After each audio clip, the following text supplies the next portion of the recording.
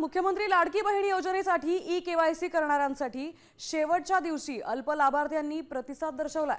March April महिन्यात केलेल्या e-KYC नंतर 1,89,00,000 बहिणी पात्र ठरल्यात, तर 54 लाख लाभार्थी अपात्र ठरल्यात। मार्च अखेर हा आकडा 68 लाख होता, तर एका महिन्यात 14 लाख लाभार्थींनी ई-केवायसी पूर्ण करताना सरकारी कर्मचारी नाही असं स्पष्ट केलंय। यापूर्वी त्यांनी चुकून सरकारी कर्मचारी आहोत असं नमूद केलं होतं।